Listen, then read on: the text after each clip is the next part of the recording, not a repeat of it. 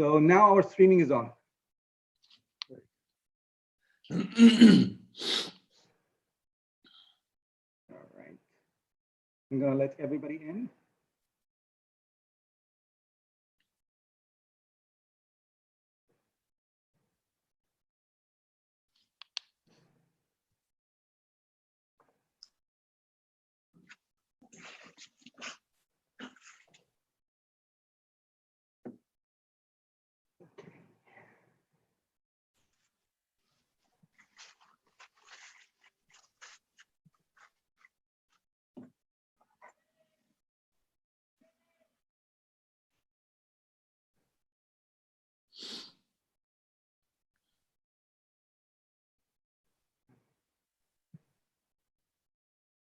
And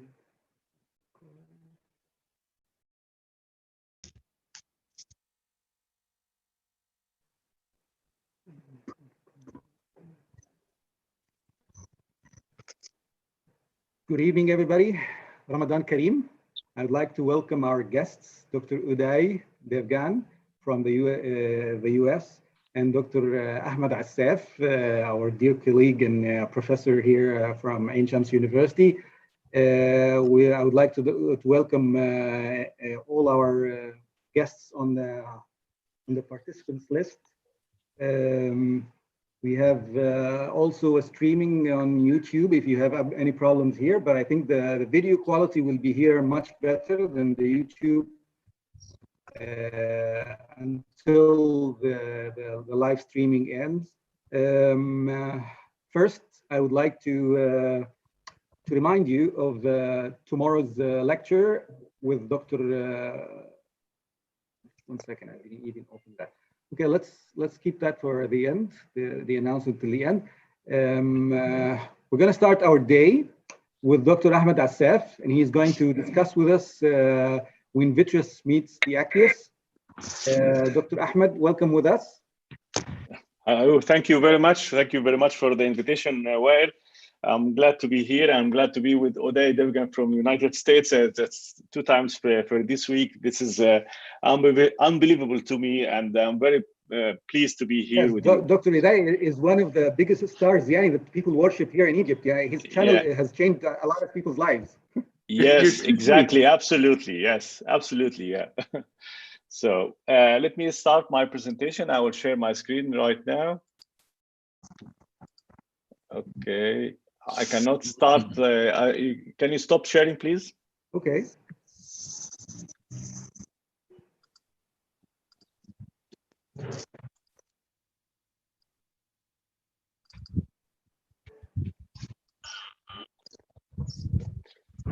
So basically, my presentation is about when the vitreous meets aqueous, or when there is rupture or tear inside the posterior capsule. As you know, that the eye anatomically is divided into anterior segment and posterior segment of the eye. When there is a posterior capsular tear, those segments are connected together, and the eye turns to be one chamber.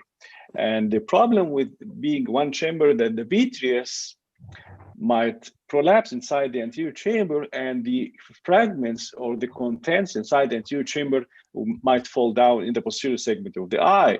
So you'll get things mixed up. And the issue here that the vitreous, when it prolapses into the anterior chamber, this will cause traction on the vitreous base and might eventually result in retinal detachment. So this is something you should consider, and this is try to avoid it. And if there is a posterior capsular tear, it should be managed properly. Otherwise, we will complicate the surgery. So remember that the vitreous cannot be emulsified like the fragments, like the nuclear fragments or the epinuclear fragments. Vitreous cannot be just aspirated like the aqueous, and vitreous cannot be seen, so it should be stained. So these 3 important points should be put in mind when dealing with the vitreous. And the first thing when you have a posterior capsular tear is to early recognition, is to recognize that you have a problem, that you have tear inside the posterior capsule. Even if you are suspecting you should keep a high level of suspicions in your mind. So early recognition is one of the key factors to avoid further complication in these cases. And once you recognize that you have posterior capsular tear, freeze, don't move, don't make your reaction from your hands, but rather from your leg. And just to reduce the bottle height and fill the anterior chamber with mesial cellulose or dispersive OVDs, whatever available on the surgical tray. Then you should do some dry vitrectomy, and I will explain to you what do I mean by dry vitrectomy and dry aspiration for the if there is some cortex or epinucleus inside the anterior chamber still left. Stain if there is any vitreous in doubt. You have to stain sometimes many times during the procedure to make sure that you are free of vitreous inside the anterior chamber. And of course, you should compartmentalize, trying to restore the anatomy of the eye by dividing the eye into anterior segment and posterior segment again. And this can be done by implantation of a lens inside the anterior chamber, which is known as Iol scaffold. So remember that this is the anatomy of the eye. We have the lens, we have the iris lens diaphragm, and now we're trying to restore this anatomy if there is a rupture in the posterior capsule, trying to restore this anatomy even temporarily during the phacoemulsification by implantation of a 3-piece lens inside the anterior chamber. Vitrectomy rules. You have to be aware of the vitrectomy rules here. First of all, you should do vitrectomy through a closed system, either limbal approach or pars plana approach. You have to be acquainted with the settings of the vitrectomy. Start with irrigation, cut, aspiration. And this is the default settings of any machine. It's known sometimes as the vitrectomy 1. And try to keep the highest cut possible. Start with the highest vitrectomy cut possible the machine can provide. If you are dealing with something semi-hard like the epinucleus, we have to switch now to vitrectomy 2, which is the irrigation, cut, aspiration. Sorry, irrigation, aspiration, cut. I'm sorry for this. It's irrigation, aspiration, cut. And you should keep the cutting in flow in a relatively low count. And then so you can switch for the cortex again for the same irrigation, aspiration, cut for the cortex. Let me show you here what I mean. So there are different scenarios for the posterior capsular tear. This is some of the nuclear fragments here. So first of all, you should freeze, keep your, just remove your foot pedal to number 1, then 0. Number 1, just stop phacoemulsification, and then inject OVDs inside the anterior chamber. And I prefer dispersive OVDs in this case, but if they are not available, you can use any OVD available on the surgical tray. Now I'm trying, because there are some hard matter, there's still some nucleus and epinucleus. I'm going to do some limited anterior vitrectomy to clear the path for the IOL, to restore the anatomy, as I mentioned before, to divide the eye into anterior and posterior segment. And this will prevent further the nuclear fragments to fall in the posterior segment of the eye. Sometimes I keep the trailing haptic outside the eye, just in case, because I'm not sure about the posterior capsular tear.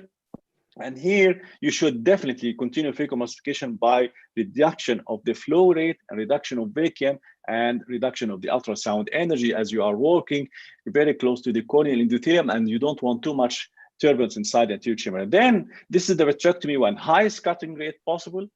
Then you can use the mode of irrigation, cut, aspiration, and the vacuum in the range about 200, 100 millimeter. And this is vitrectomy 2. When I'm dealing with this small epinuclear fragments, I'm doing completely the opposite here, a slow cutting rate, and shift the mode into irrigation, aspiration, cut, and the vacuum, increase the vacuum into about 300 or 400 millimeter mercury. And then I'm dealing with the remnant of the cortex. So I'm just use the vitrectomy cutter as irrigation, aspiration. Once there is some cortical or vitreous, I can just activate the cutter. Otherwise, I'll keep my leg in the position number 2.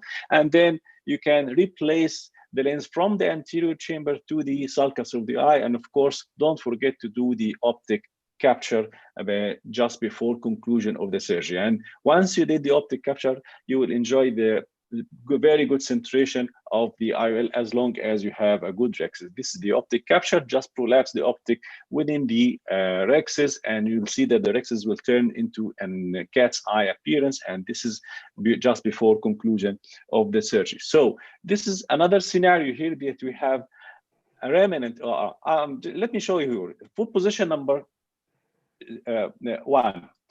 When you are injecting OVDs inside the anterior chamber, don't forget to lift your foot pedal to number 0, because if there is still foot pedal number 1 and the OVDs does not stay inside the eye, because there is continuous stream of fluid from the phaco tip, from the irrigation sleeve toward the side port.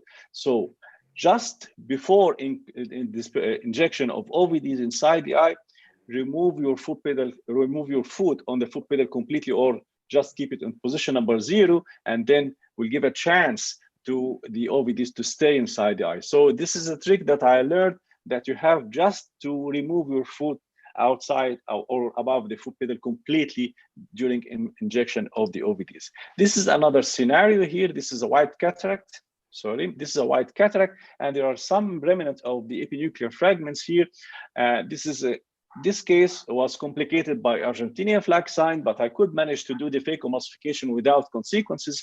But I had now a large posterior capsular tear, and anterior capsular tear actually that extended through the equator of the lens to the posterior capsule, and you can see there. This is not a nuclear fragment, this is an epinucleus, so injection of dispersive OVDs, and try to bring this semi-hard nuclear or epinuclear fragments from the capsular fornix into the anterior chamber, secure it in the anterior chamber. And of course, you should do stain of the vitreous by diluted triamcinolone acetate to make sure that there is no vitreous. Definitely, you will be surprised most of the times that you have a lot of vitreous inside the anterior chamber. This is what I mean by dry vitrectomy. Dry vitrectomy, just to remove or cut the vitreous bands here. And this is the dry vitrectomy again through the pars plana, through the limbal approach. And the same setting, use the highest cutting rate, 3,000 cut per minute. And this is in the mode of irrigation cut aspiration, and the vacuum is kept around 100 millimeter mercury. And the value of this dry vitrectomy is to cut the adhesions or cut the vitreous bands.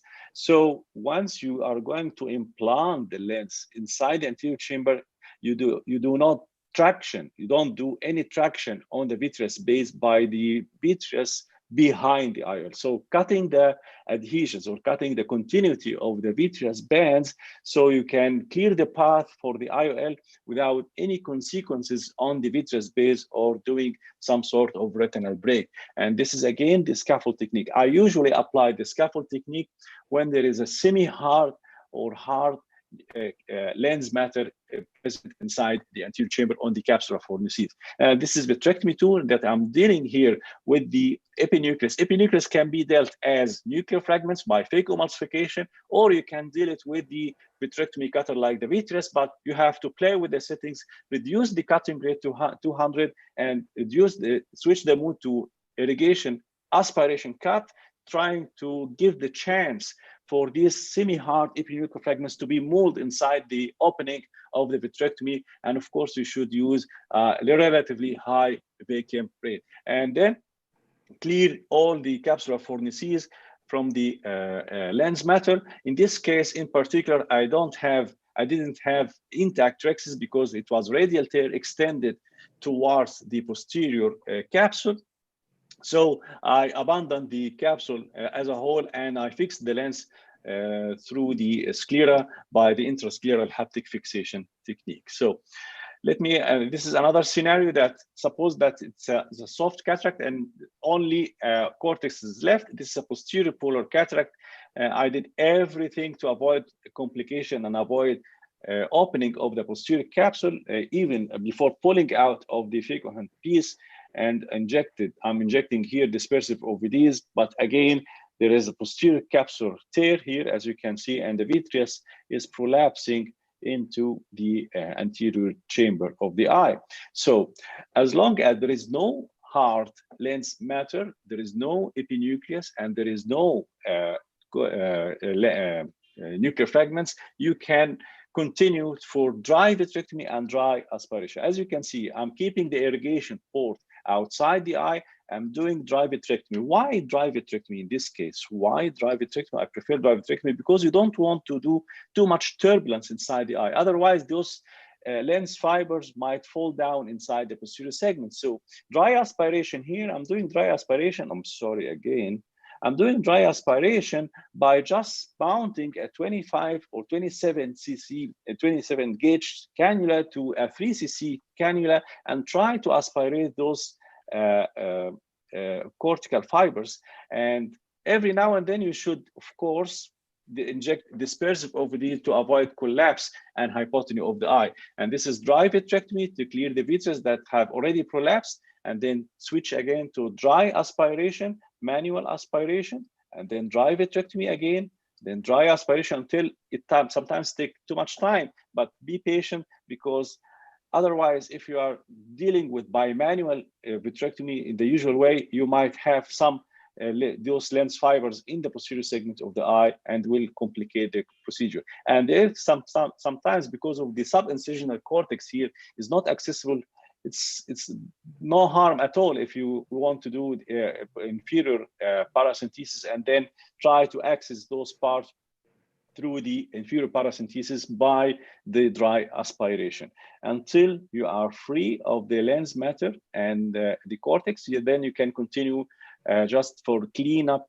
any material inside the anterior chamber by manual vitrectomy. Of course, you should stain to make sure that there is no vitreous, and then you can implant the lens. You can, of course, in this case, because I don't have an intact posterior capsule, I should implant the 3-piece lens inside the sulcus, inside the anterior chamber first, and then with each haptic flexion, I bring each haptic at a time in the sulcus, and of course, doing the optic capture, and I'm done with the case. Before conclusion of the case, of course, you should stain again to make sure that there is no vitreous, because sometimes during the implantation, you might have some vitreous bands prolapse because of the pressure gradient from the posterior segment toward the main incision. Make sure that you don't have any vitreous knuckle at the main incision.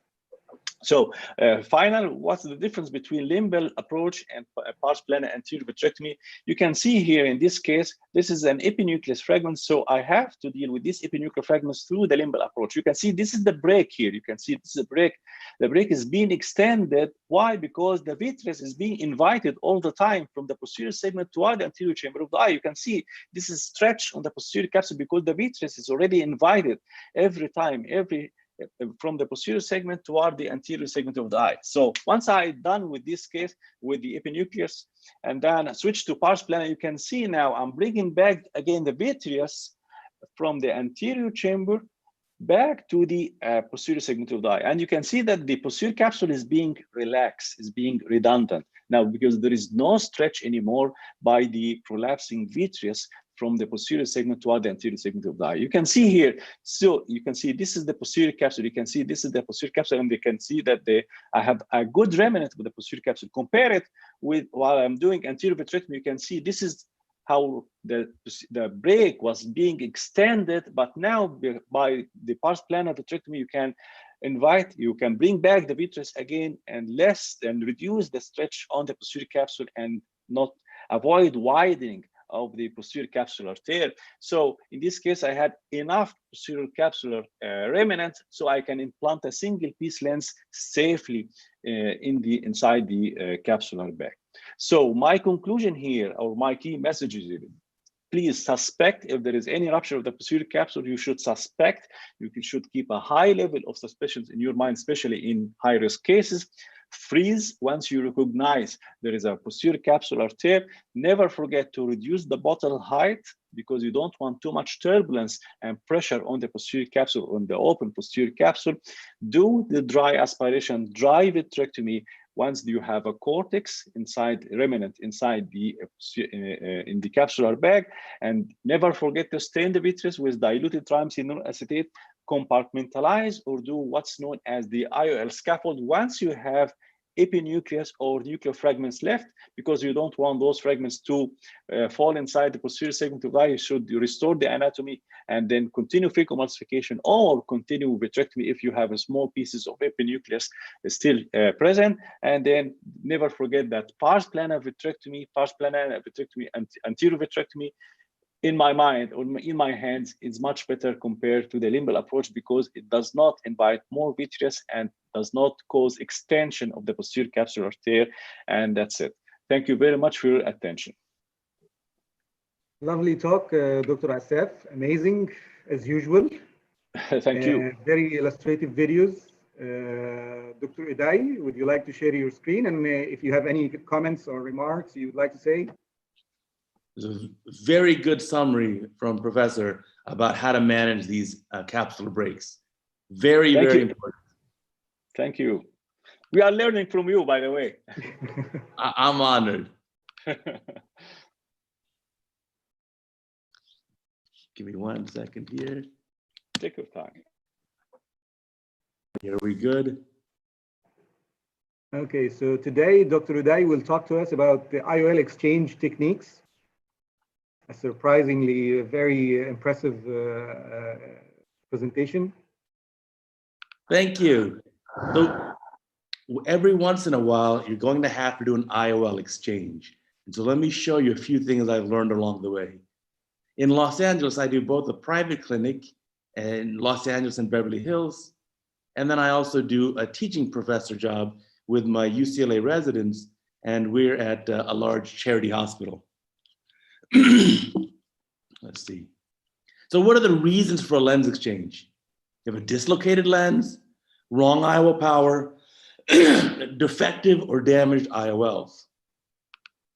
So here's a defective lens, has a crack down the middle. Lens could become calcified, another reason. A sublux lens, and can anyone guess what's on the lens?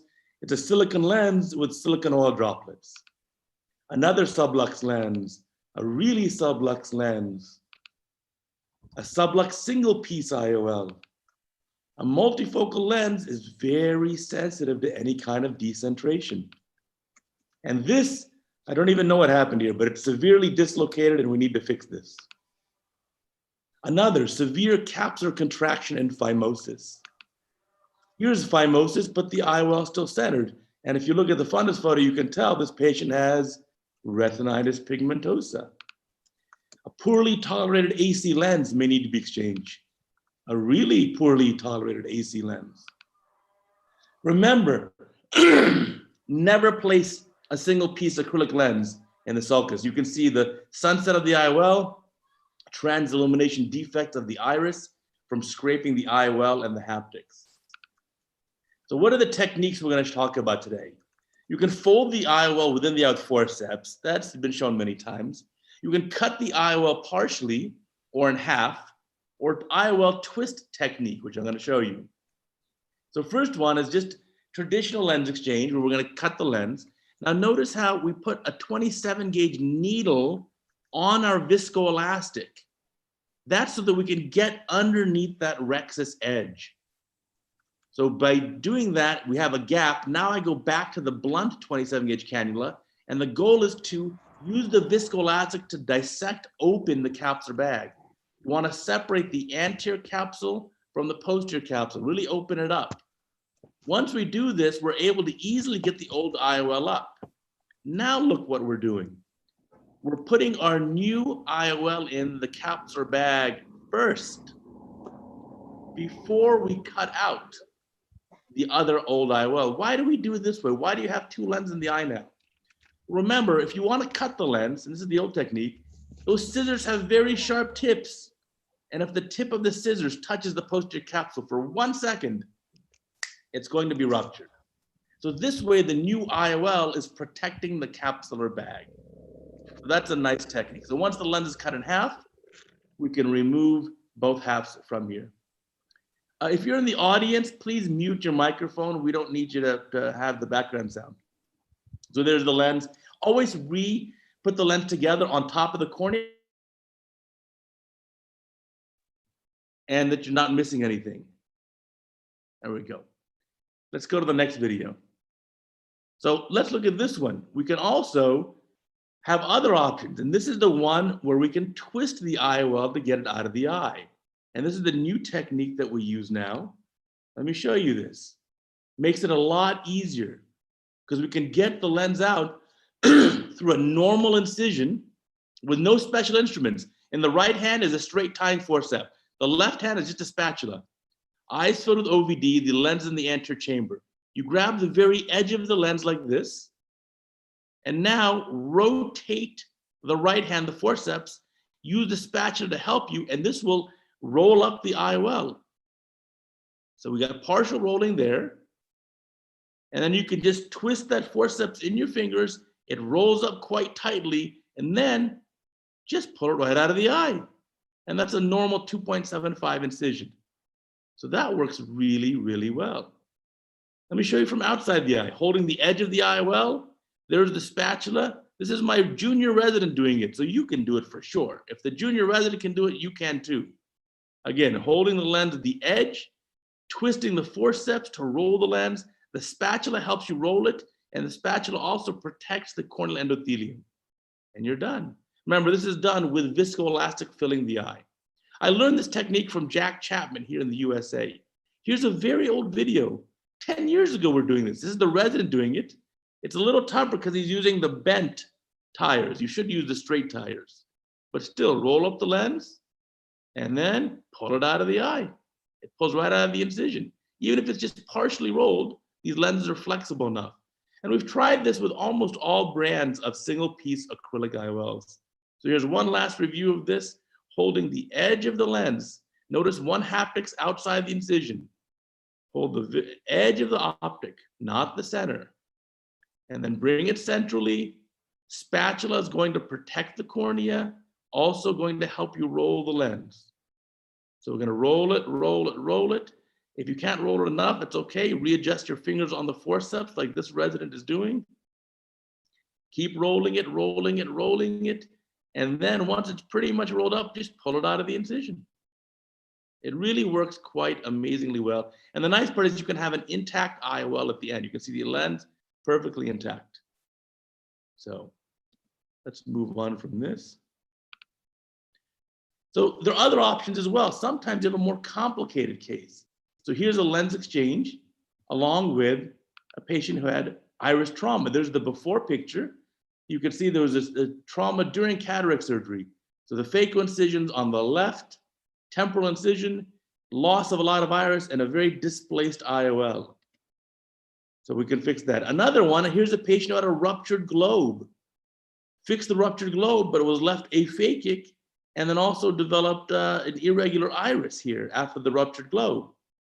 And the patient also developed sensory exotropia because he went aphakic for many years. So we did a combined surgery, everything in one sitting. We did the R&R for the strabismus to recenter the eye. We did a pupilloplasty, and then we did scleral fixation of the IOL. And you can see an amazing difference from the before to after. And especially for a young man like this, it really changes his life. So now I have a quiz for you. If you were watching my videos, I have a quiz.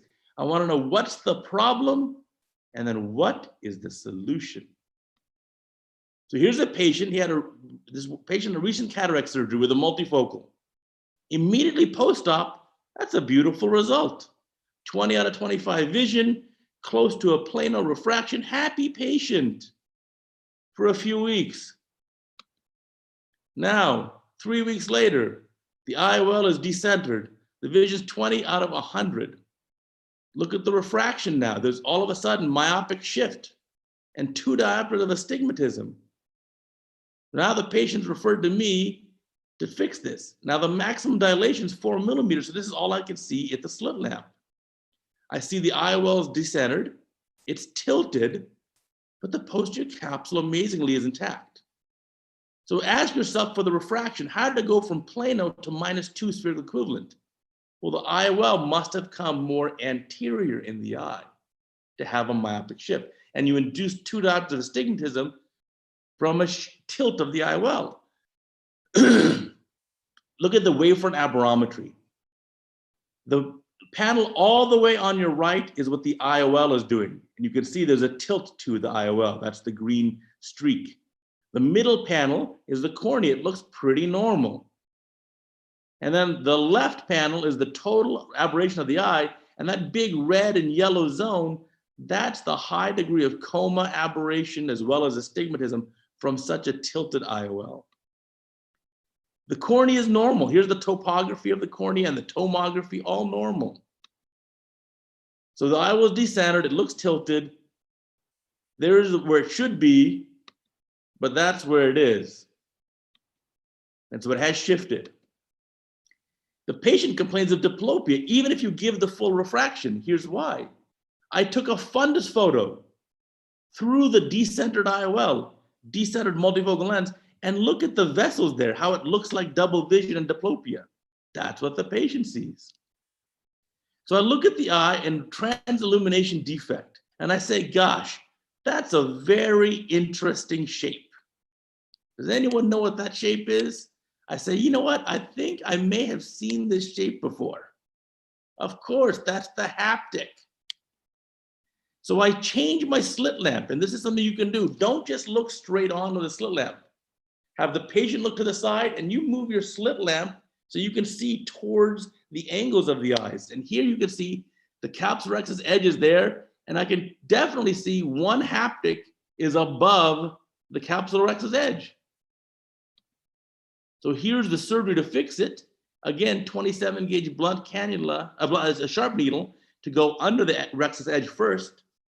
Then we'll go in with the blunt cannula and really open up the bag. And you can see this surgeon with a small pupil case put the IOL in and didn't confirm that it was completely in the capsular bag. So he inserted the lens with one haptic in the bag, one optic in the bag, but one haptic was in the sulcus. So now let's open up that capsular bag, and this is gonna be an easy fix for us. We're gonna look like the hero here for such a simple procedure. All we need to do is open up the capsular bag. We don't need to exchange this lens. All we have to do is bring that haptic and put it right back in the capsular bag. So bring that haptic away from the sulcus, push it right into the capsular bag. There it is. And then we can recenter the lens because we've already opened up the capsular bag. And we'll also use our micro scissors and open up that anterior capsular opening, get rid of that contraction and that fibrosis there. But this patient had a beautiful outcome and returned to 20 out of 25 vision, was very happy. So obviously with a small pupil case like this, you have to make sure when you put the IOL in, use the chopper, lift the iris at the original cataract surgery, make sure both haptics are completely in the capsular bag. Oh, there we go. So thank you, I really appreciate it for my talk. Of course, you know already, cataractcoach.com, sign up for our free daily emails. All righty, thank you guys. Thank you very much for this talk, Dr. Uday. And I love the boys. They're beautiful. My big doggies. Yeah. All right. So, I would like to ask Uday for a question. Because, sure, of course. I tried the twist technique for IOL explantation. I tried it twice. It works for me, but it's scary to be honest. It's very scary to me. Have you encountered any endothelial cell loss, or have you studied the endothelial cells with specular microscopy after this technique, or you don't have any issue with this technique, this twist of the IOL for explantation? I think you have a very good point. For an experienced surgeon like you, or Wael, it's very easy to do this technique. It takes a little bit of faith, but it works quite well. But for a resident or a doctor who's more junior, who's learning, it's a lot tougher, especially to coordinate the two hands together. We have had a resident case where inadvertently the IOL scrapes the corneal endothelium. Of course, this is not good. That patient ended up needing a DMEC surgery after. So you have to be very careful. I haven't checked pre and post endothelial cell counts, but I think if it's done with good hands and an experienced surgeon, it can be a very gentle technique with no issues at all. But if you're a junior doctor, it helps to have an assistant help you. Maybe the assistant can do the spatula while you do the forceps. Also remember how you hold the forceps. because you want to have the maximum rotation, you may have to go in holding the forceps this way so you can give the maximum amount of rotation without regripping. You start with pronation and then supination, or vice versa?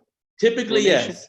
If you're doing the right hand goes in, pronate, and then rotate and supinate. So you have almost 360 rotation. If you have an assistant to hold the spatula, then you can simply rotate it with two hands. It's very easy. But very good point. Do you use a locking forceps?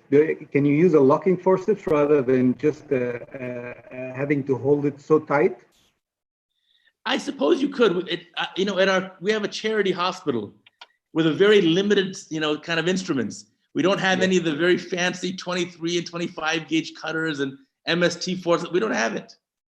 And so we have to make do with what we have, which is, in this case, straight tying forceps and a spatula. Excellent. Excellent. Amazing. But I always learned a good carpenter can work with any tools. Yes, exactly. Definitely, that's what we say. That's what we do. We in our hospitals usually we have also limited resources, so we're always working with instruments that are not as optimal as they should be. For sure. All right. Do you have any other comments, Dr. Assaf? Oh, excellent presentation. I usually always learn from Uday. Thank you very much. Thank you. Thank you. All right, so I'm going to start my presentation, and my presentation is going to be, sometimes it's not just a cataract, when the cataract has other sides of it. And I will start with my first video. I'll start with a video, case video directly. This is a child that came with, let me optimize my share for video. Okay, so this child comes with traumatic history of trauma, penetrating trauma. He has traumatic cataract. And what you see here, this is the red reflex. This is not the iris. He has absolutely no iris, just remnants of the iris here and here. And penetrating wound in the cornea that has been repaired. Complicated cataract with fibrosis in the anterior capsule.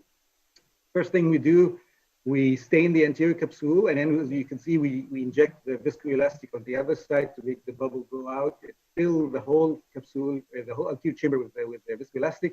And now with the micro-rhexis forceps, we are trying to create a rhexis where the anterior capsule is extremely fibrosed. As you can see, it's resisting everything and all the forces that we're using, the shearing, the tearing, everything. It's just resisting, and as you can see, slowly it becomes the rhexis is coming. The most challenging part of this surgery to start with is the rhexis, because we want to maintain a good rhexis and to implant in the capsule the solution for this traumatic aniridia. I'm using the side ports only to do my rhexis. As usual, left hand, right hand, going from the left side, right side, trying to make a continuous rhexis as much as possible, away from the fibrous tissue in this area where the penetration was. Still, the rhexis is going well on this side. And then by the time we reach the fibrous part, the fibrosed part, this is where it becomes impossible to continue. So the rhexis stops here. So we'll try to approach from the other side again, one more time. Of course, between every switch, we add more visco, so we can manipulate and maintain the anterior chamber better.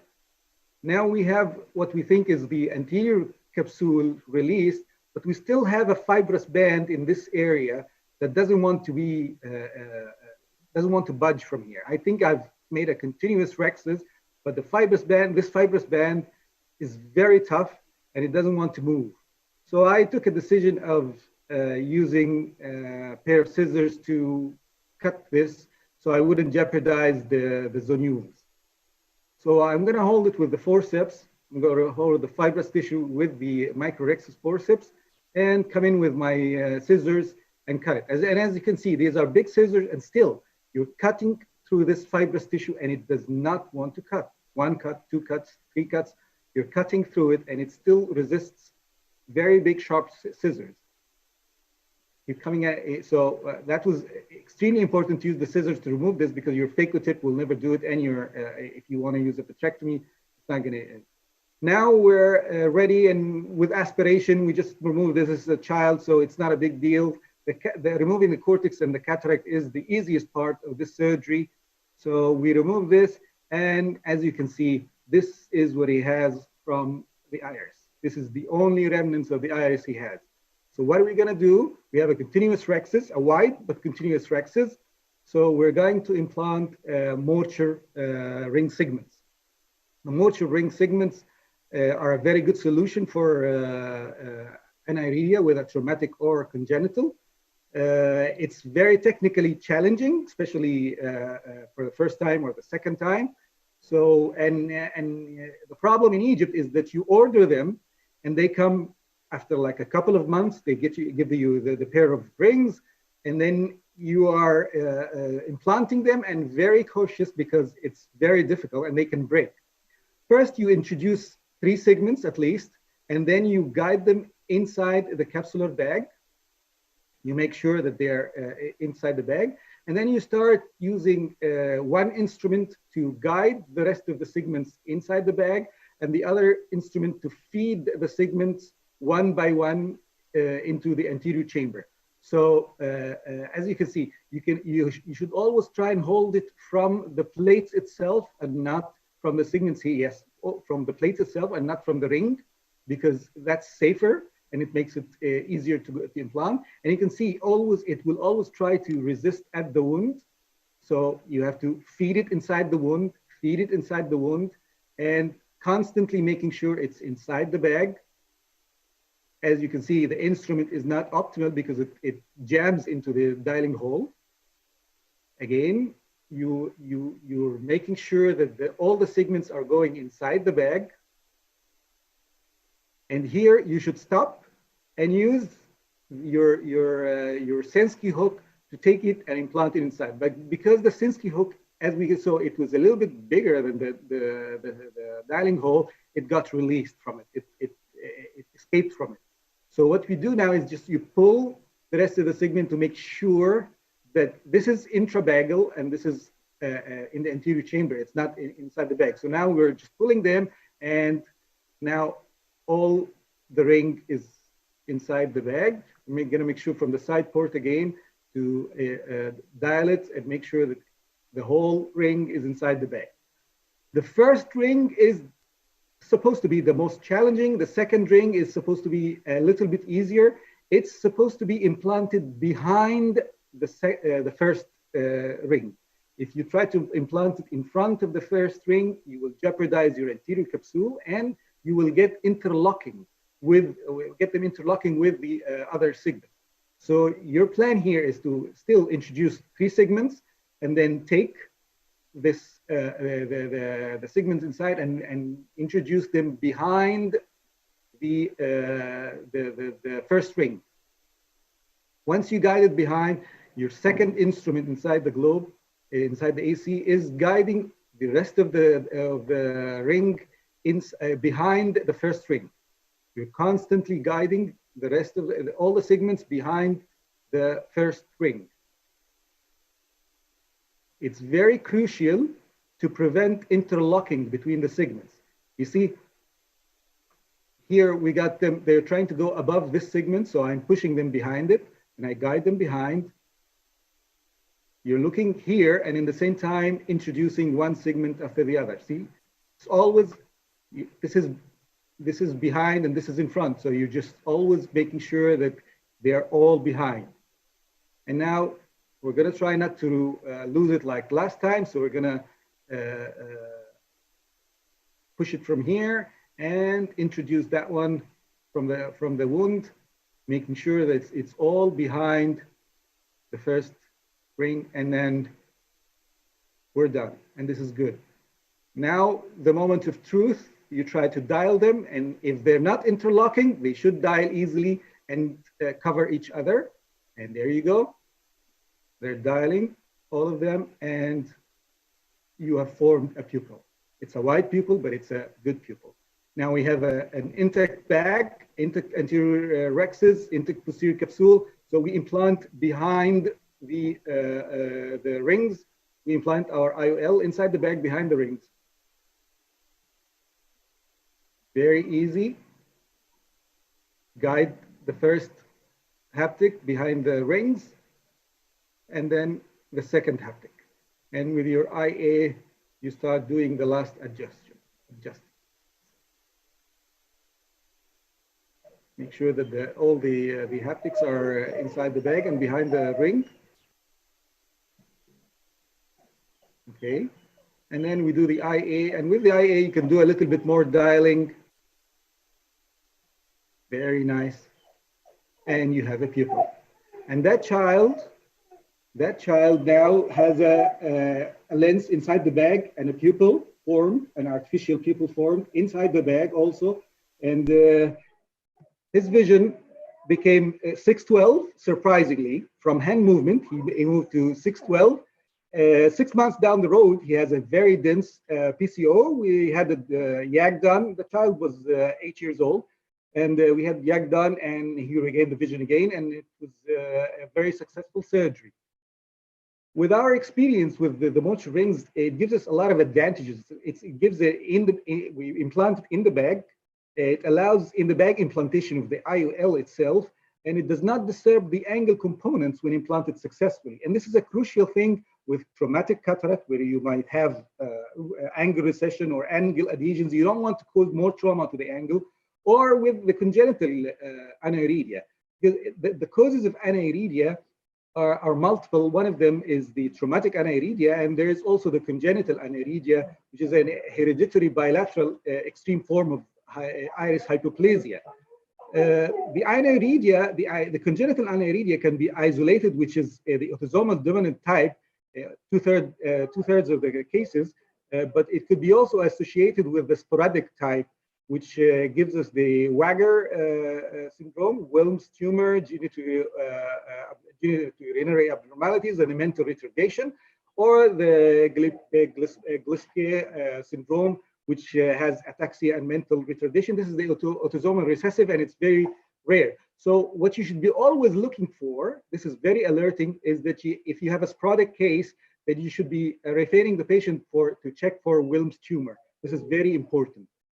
The associations, the ocular associations with aniridia, the congenital aniridia, can be albinism, ectocolintis, spontaneous lens dislocation, limbal stem cells deficiency, and corneal opacification. You can also have cataract in 50 to 85% of the cases, glaucoma, foveal hypoplasia, which leads to nystagmus, strabismus, and optic nerve hypoplasia. This is a case with congenital aniridia. As you can see, the cornea, it has opacities in it, and we're doing this as a refractive solution for this patient. The cataract was very faint, but this patient could not go out in the sun, could not function at all. So we chose to remove the faint cataract and implant the mortual rings. We're going to do exactly the same technique, implanting the first 3 segments and then guiding them into the bag, still dialing them slowly into the bag. And again, the most critical part is the last one. Make sure that you have the proper instrument to implant it. We will have the same problem that happened last time, that it will be released early. So we'll make sure that quickly you adjust it and make sure it gets implanted inside the bag. Take advantage of the rest of the ring is still in the bag, and now you get it in the bag. We start using implanting the second ring, still guiding it into the posterior, into the capsule behind the first ring. First 3 segments, and then pull it and put it behind the first ring, guiding it again. Okay, did you see that bend? It was a very strong bend. Always hold from the plates. Now guiding it inside, behind it. I'm showing this because we had a different problem this time. Patients with aniridia have a lot of abnormalities in their eye. One of them is fragile, very thin capsules. So in this case, we're trying to implant the ring behind the first one, and it's going well. Everything is going absolutely fine. And it's going to be implanted in the bag also. Make sure that it's behind the first one, and it goes in, and everything is cool, everything is fine. And then we do the rotation. So we may put them opposite each other, not in front of each other. We're doing the rotation right now.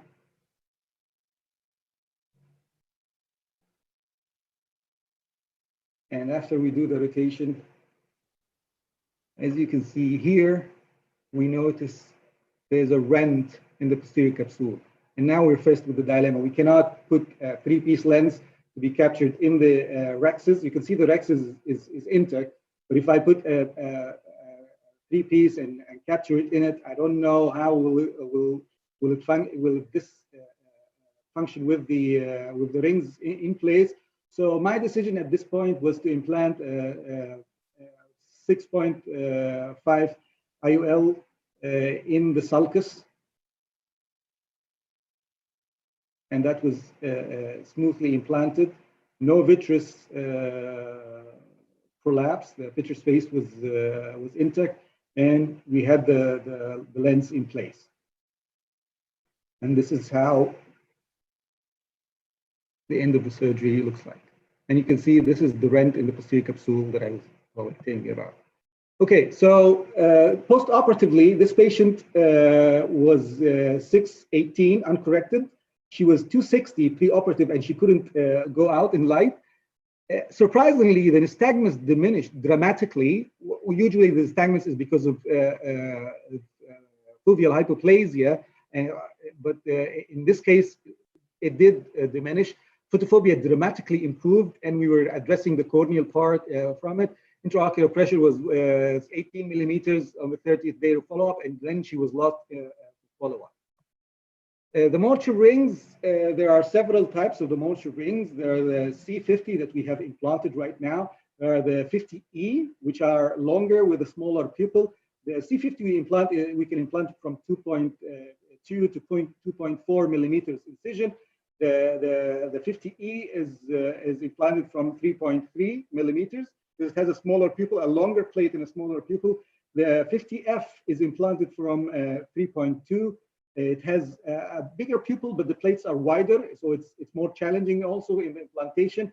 And then we have this, the 96C, it's used for the coloboma or the partial iris defects. This video, I want to show mistakes that can happen with the Mortier ring. One mistake here is trying to implant the first ring in front of the, implanting the second ring in front of the first ring. As you can see, this ring is being implanted quickly and easily in front of the second ring, not behind it.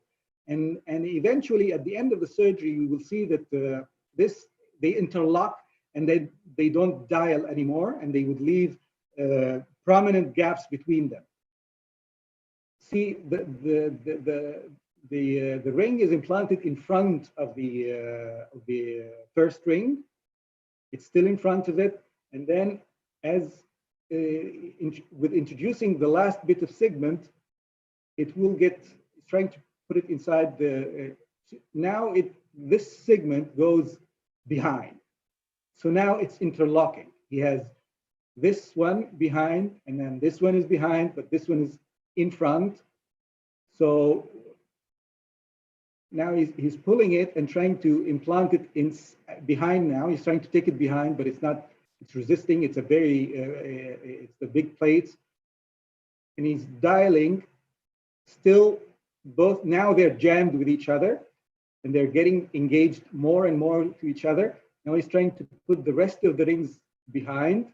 You see, This went behind, but there are rings in front here. This went behind, but there are rings in front here. So now, as he dials, it doesn't, yeah, خلاص, they're jammed here. They're jammed and they're gonna stay in this position, locked to each other. They will not leave each other here. They're locked, and you don't want to put yourself in this situation where you just can't, they will never leave each other, and it's just interlocked inside, and they will never leave each other.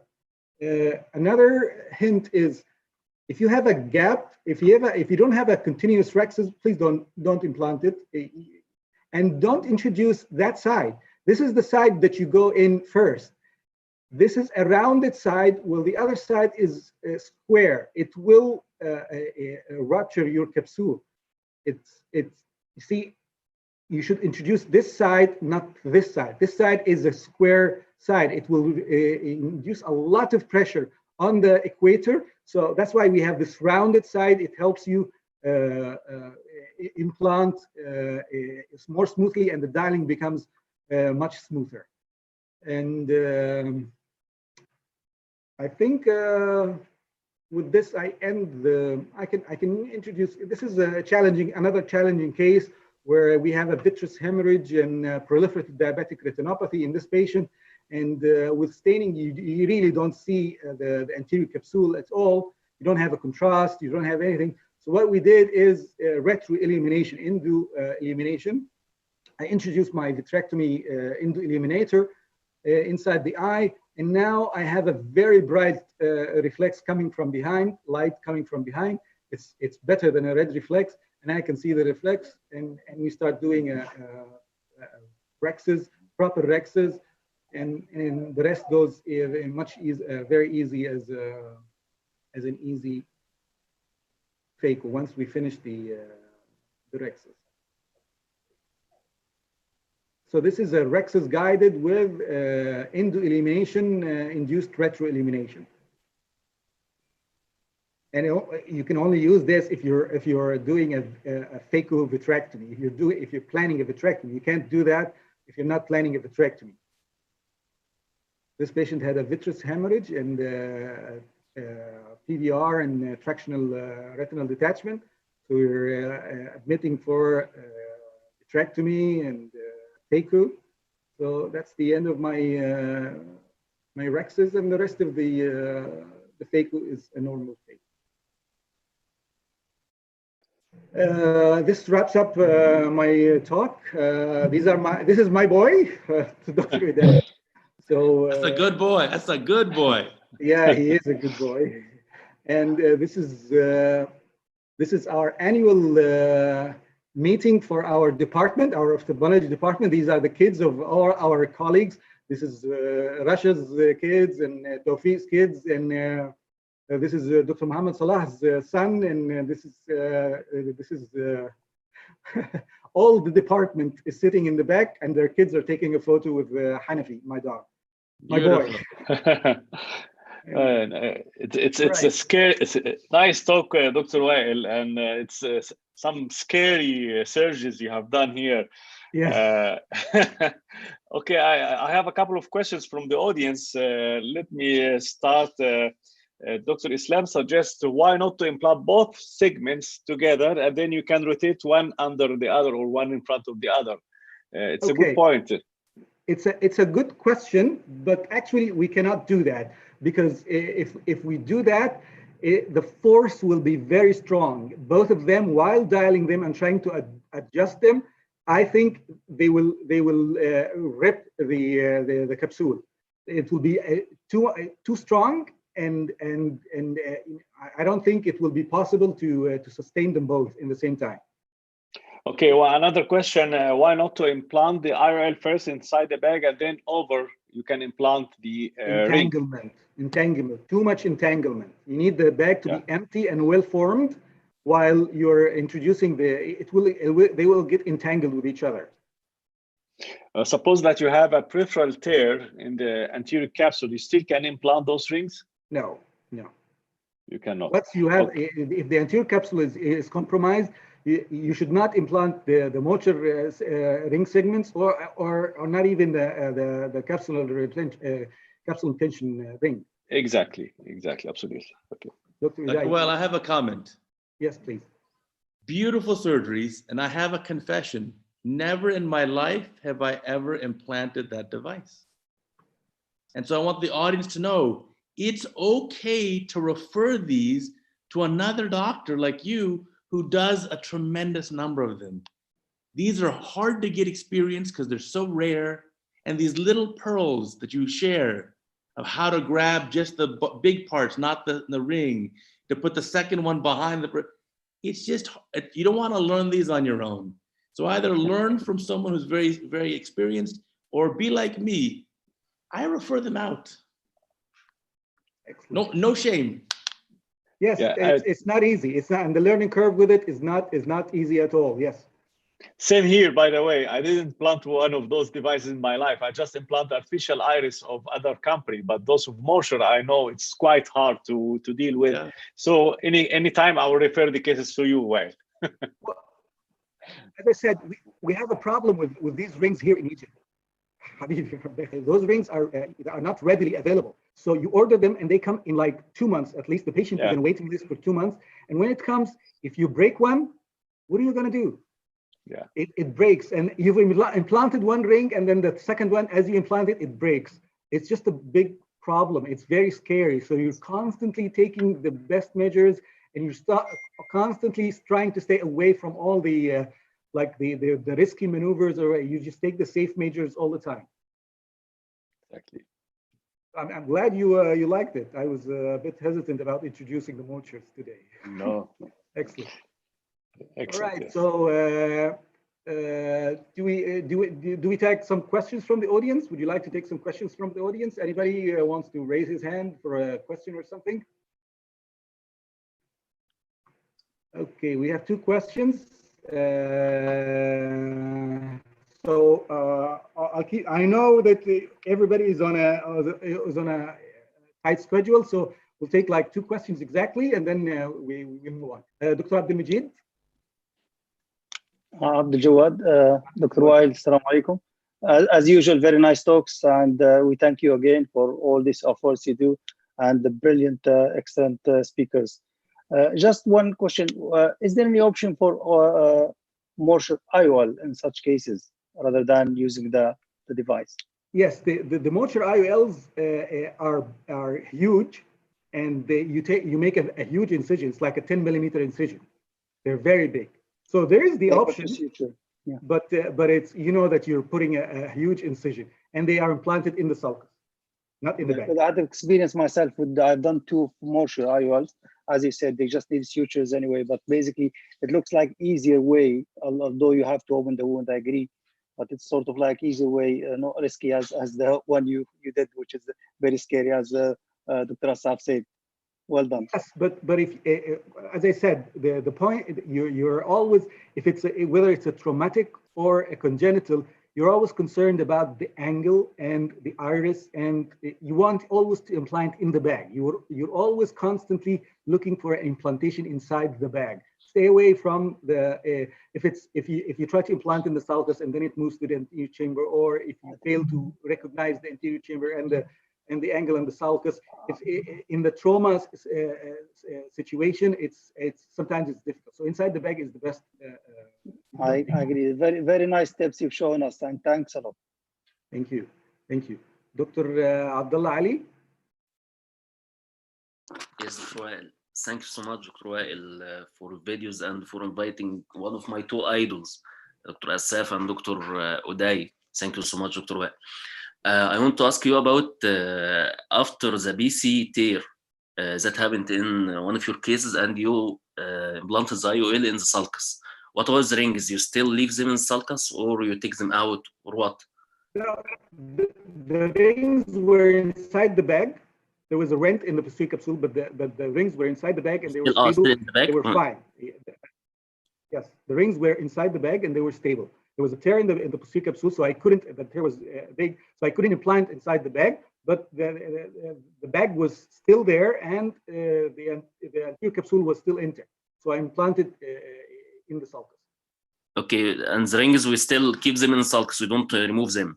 Yes. In the bag. The rings are in the bag. They're not in the sulcus. The rings are in the bag. Thanks, Dr. Wael. Thanks. Final question from Dr. Ahmed Samir.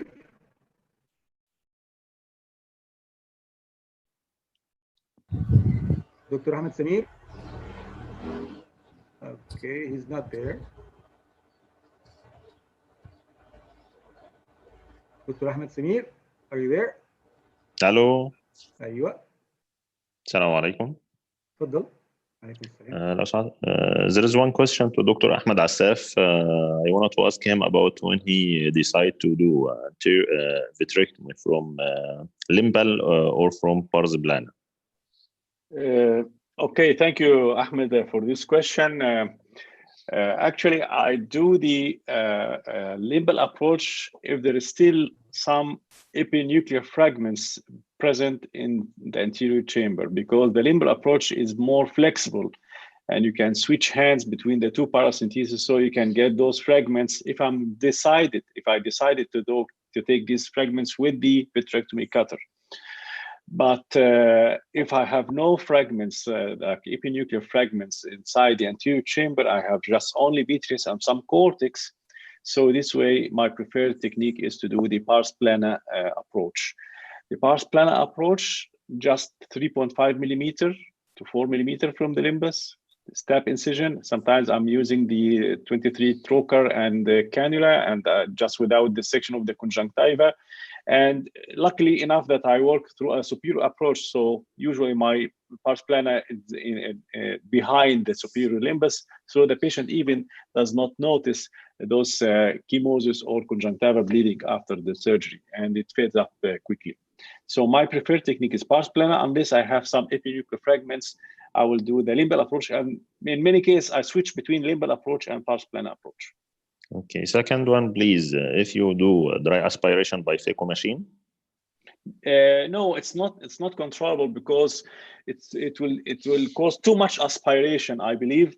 So why not to do the dry aspiration with the manual technique? Just mount a syringe to a 27 or 25 gauge cannula, and then you can aspirate slowly, and then you have, of course, you should make sure that there is no vitreous in front of the cannula. Otherwise, you will try to aspirate the vitreous, and this will induce peripheral retinal tear. So make sure that you don't have any vitreous. Do some sort of dry vitrectomy before the dry aspiration, and then do the manual aspiration, because I do believe that a dry aspiration with the phaco machine platform will cause too much pulling, and this will invite more vitreous.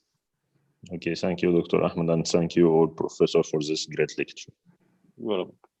Thank you.